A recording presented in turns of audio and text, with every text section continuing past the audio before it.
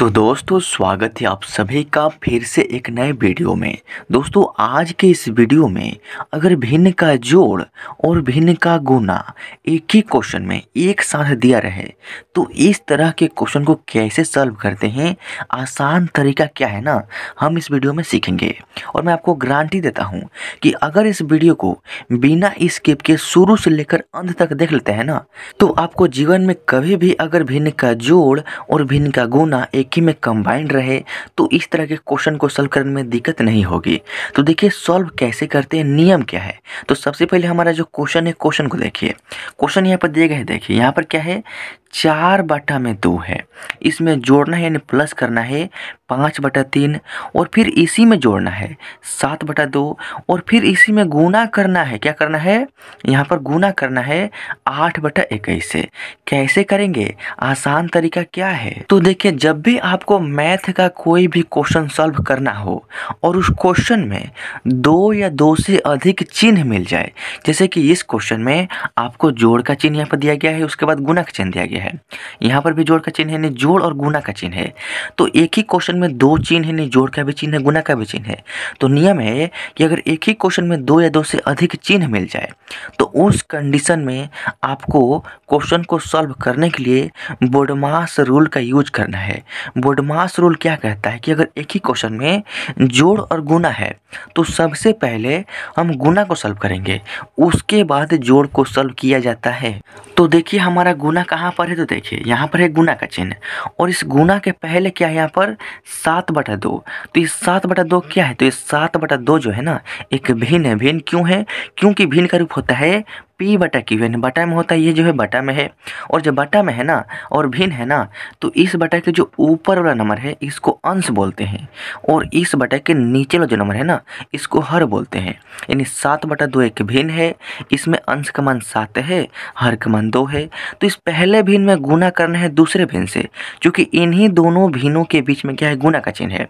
यहाँ पर प्लस है तो इस प्लस और इसके लेफ्ट में जितने भी संख्या है इसको जेम करते हुए रहने देंगे। यानी यहाँ से इतना आप भूल जाइए, आपको सिर्फ 7/2 यानी पहले भिन्न में गुना करना है, दूसरा भिन्न 8/21 है। चलिए करते हैं। देखिए गुना करने का नियम क्या होता है कि जब भी भिन्न का गुना करना हो तो नियम होता है कि इसको काटाना पड़ता है। कटाते कैसे हैं, अगर ये संख्याएं ऊपर नीचे कट रहा है तो हम ऊपर नीचे कटा सकते हैं, और नहीं तो तिरछा तिरछी कटाने का नियम होता है। देखिए यहाँ पर क्या है 7, यहाँ पर क्या है 21। तो क्या 7 और 21 कटेगा, हाँ कटेगा। क्यों कटेगा, क्योंकि 7 और 21 ये दोनों संख्या जो है ना केवल एक संख्या के पहाड़ा में, यानी केवल 7 के पहाड़ा में ये 7 भी है और ये 21 भी है। और नियम होता है कि किसी भी एक संख्या के पहाड़ा में जिन दो संख्याओं को हम कटा रहे हैं ना, ये दोनों संख्या किसी भी एक संख्या के पहाड़ा में होना चाहिए, तो उस संख्या से दोनों संख्या जो है ना आपस में कट जाएगा। तो 7 के पहाड़े में दोनों संख्या है तो 7 से कट जाएगा। देखिए हम यहाँ पे लिखेंगे 7 उठाएंगे ना, तो 7 के पहाड़े में 7 है 1, यानी यहाँ पर 1 लिखेंगे। अब देखिए 7 के पहाड़ा में 21 है, 7 3 21 3 बार में, यानी यहाँ पर 3 लिखेंगे। और देखिए यहाँ पर है 2 और तिरछा तिरछे में यहाँ पर क्या है 8 है। तो 2 और 8 जो है ना ये भी आपस में कट जाएगा। कैसे कटेगा, देखिए 2 के पहाड़ा में 2 है 1 बार में और 2 के पहाड़ा में 8 है, 2 चौके 8 4 बार में। अब देखिए हमारे ख्याल से और कोई भी संख्या ऊपर नीचे या तिरछा तिरछे नहीं कटेगा। देखिए यहाँ पर क्या है 4 और यहाँ पर क्या है 3, तो क्या 4 और 3 कटेगा, नहीं कटेगा। क्यों, क्योंकि किसी भी एक संख्या के पहाड़ा में ये दोनों संख्या रहेगा ना तब जाकर कटेगा। तो क्या 4 और 3 किसी भी एक संख्या यानी 1 के पहाड़ा के अलावा 1 से आपको नहीं कटाना है, क्योंकि 1 के पहाड़ा में तो कोई भी संख्या आ सकता है। तो 1 को छोड़कर 2 3 4 5 यानी किसी भी संख्या के पहाड़ा में 4 और 3 आएगा, नहीं आएगा। तो ये जो है ऊपर नीचे 4 और 3 आपस में नहीं कट सकता है। तो जब नहीं कटता है तो क्या करते हैं, गुना करते हैं। देखिए गुना कैसे करेंगे, इस बाटा के ऊपर में कटने के बाद यहाँ पर 1 बच गया है तो लिखेंगे 1, गुना का चिन्ह तो गुना का चिन्ह। अब देखिए इस बाटा के ऊपर में यहाँ पर क्या बच गया है 4, तो लिखेंगे 4। अब देखिए बाटा में क्या है, तो यहाँ पर आपका 1 है और गुना है तो गुना है, और यहाँ पर आपका नीचे में यहाँ पर 3 बच गया है। अब देखिए इसके पहले जो यहाँ पर प्लस का चिन्ह है तो प्लस का चिन्ह लगाएंगे।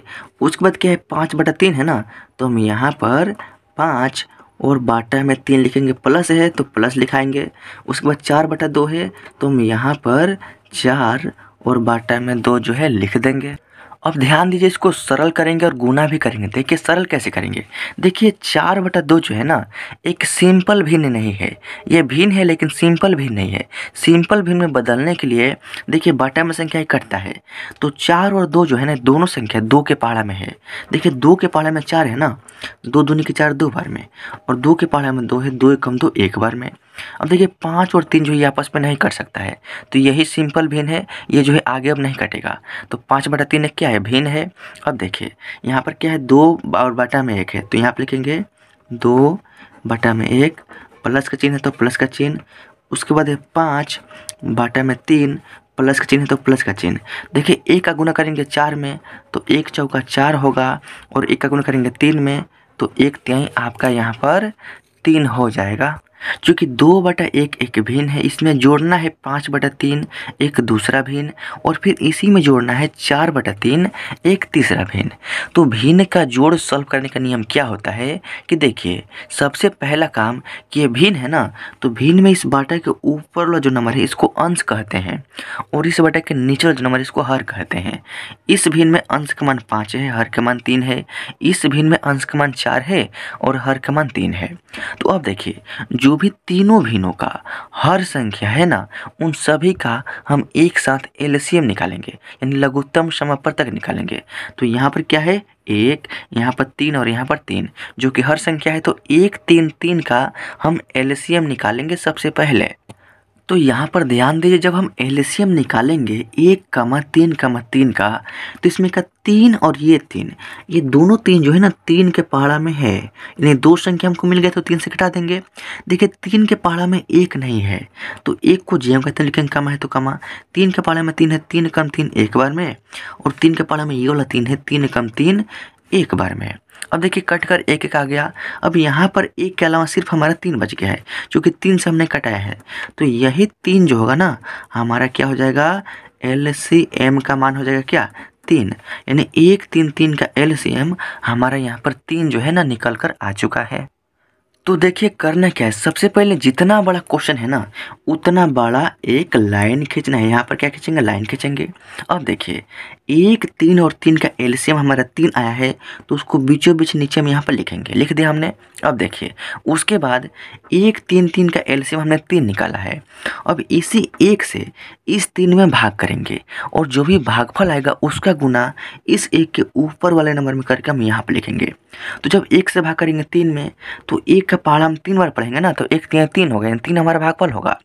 तो उसी 3 का गुना करेंगे इस 1 के ऊपर और नंबर 2 में, तो 3 दूनी को हो जाएगा आपका 6, जो कि यहाँ पर आपको लिख देना है। अब देखिए प्लस का चिन्ह है, तो यहाँ पर भी हम प्लस का चिन्ह लगाएंगे। उसके बाद देखिए हम इस 3 से इस 3 में भाग करेंगे, और जो भी भागफल आएगा उसका गुना इस 3 के ऊपर वाला नंबर में करके हम यहाँ पर लिखेंगे। तो जब 3 से भाग करेंगे 3 में, तो 3 कम 3 है, 3 से 3 एक बार में कटेगा, यानी 1 आपका भागफल होगा। उसी 1 का गुना करेंगे इस 3 के ऊपर वाला नंबर 5 में, तो 1 का गुना करेंगे 5 में, तो आपका हो जाएगा 5, प्लस है तो प्लस। अब देखिए फिर इसी 3 से भाग करेंगे इस 3 में, 3 कम 3 एक बार में कटेगा, यानी भागफल आपका 1 आएगा। उस 1 का गुना करेंगे इस 3 के ऊपर वाला नंबर 4 में, तो यहाँ पर हो जाएगा आपका 4। समझ रहे हैं ना। अब देखिए सिंपल से कार्य करना है। 6 में 5 जोड़ेंगे तो 11, और 11 में 4 जोड़ेंगे ना तो आपका हो जाएगा 15। तो हम यहाँ पर लिखेंगे 15। बाटा में क्या है 3, तो बाटा में यहाँ पर हम 3 लिख देंगे। और देखिए 3 से ये 15 कटेगा, 3 5 15, 5 बार में, यानी जो आपका आंसर होगा ना 5 हो जाएगा, जो कि इस क्वेश्चन का फाइनल आंसर कहलाएगा। तो दोस्तों देखते हैं कितने आसान तरीका से अगर एक ही क्वेश्चन में भिन्न का जोड़ या फिर भिन्न का गुना रहे, तो कितनी आसान तरीका से बोडमास नियम का यूज करके हमने उसको सॉल्व कर लिया है।